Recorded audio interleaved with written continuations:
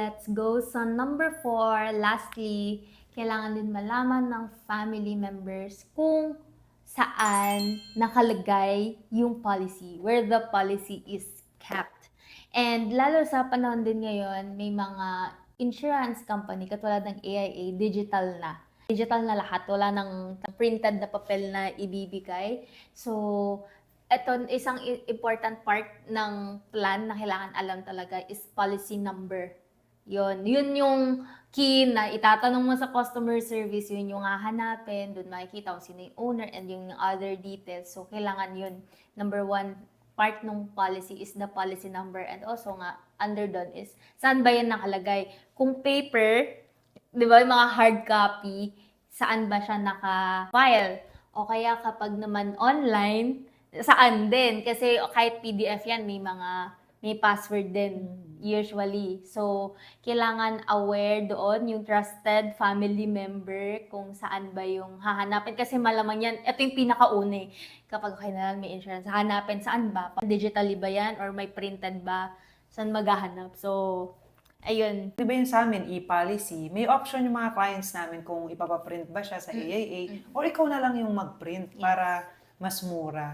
Or ikaw din mo isulat yung policy number, tapos isulat mo na rin yung mga beneficiaries. Yes. Kasi ang pwede lang mag-claim at mag-file ay yung mga talagang beneficiaries na nakalagay doon.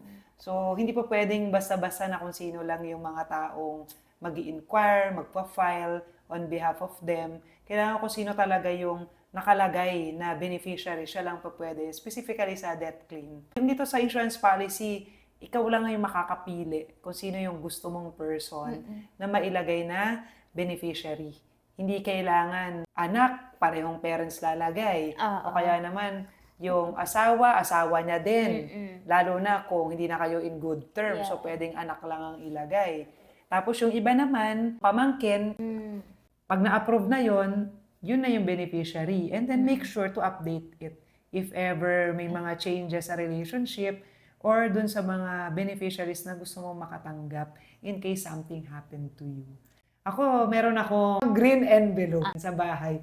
Meron kaming crate, lahat ng mga files ko nandyan. At yung green envelope, nandun yung some of the magical documents. St. Peter, PhilHealth, yung Pag-ibig, nagko-contribute na ako para sa MP2, insurance policy. Yun yung mga kakailanganin kasi pag nag-file ng mga claim or other things. And kailangan mo ikwento sa trusted family member, nasan yun. Kaya nga dati, naalala ko, sinabi ko kay mami, kahit na biro lang yun, ayaw naman ng mga parents, di ba? Na tayo ang mauna kaya sa kanila. Biniro ko siya na, in case something happened to me, find the green envelope sa kwarto. Na nakalagay, lahat. nakalagay yung mga files, yung birth certificate ko, doon nakalagay. And then naka-separate folder na lang yung PRC documents ko, yung mga other medical documents, pinagsasama-sama ko na dyan. At lagyan mo ng label. Huwag mo na hayaang magkakalkal pa doon yung family member para mas mabilis ang kanilang pag-process. Especially kung mga death at mga critical illness kayo at accident. Emergency situations na ano na yun rumble na yun nasa utak, sila na makapag-isip. aligagana. So, helpful talaga na, okay, saan nahanapin? Alam agad kung ano. Ako rin na nagsulat ako sa papel, policy number, contact, DJ Maliwan. Oo.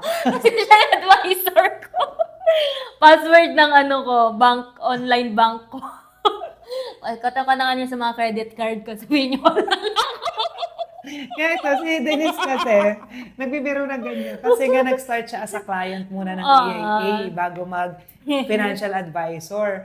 Kaya nga yung dito, di ba, alam na kung sino kukontakin. Or kami, magkapatid kami nandito sa insurance industry. Kahit na hindi ko sinulat yung policy number, pwede lang ma-access yung portal ng aming agency, makukuha niya yung policy numbers ko. Yung mga active plans. Na pwedeng ma-file for that. Paano kung hindi Regular ganun? client. Oo, di ba? Pag regular client, wala na ma-access sa ganun. Kaya itong mga informations na to, itong 4 na bagay na to, na kailangan mong ipaalam sa family members mo, ito yung insurance company, and then kung sino yung financial advisor mo, ano yung mga coverages, and saan ba ito nakatago, itong Mm-mm. policy na to, or itong policy number na to, saan ba nakalagay, ay mahalagang ikwento sa kanila. Yes. Swerte na lang talaga kapag na-encourage mo sila kumuha rin ng policy with us. Yes. Tapos ikaw beneficiary. Oo, di ba? Yes, kaya hopefully naka-help to. Kumuha ka na ng insurance kasi alam mo na important siya sa'yo and sa family mo. And now, take it sa further step pa. Ano ngayon yung dapat din na alam nila kasi syempre kumuha ka for them, for you and for them. So, para kung sakali man in the future may biglaang, di ba, hindi naman nagpapalam, biglaang kailangan na pala tong policy na to is mas maging madali. Hindi siya nakadagdag pa sa stress. Hopefully, helpful tong share namin sa inyo. Yun lang. See you sa susunod na episode. Bye!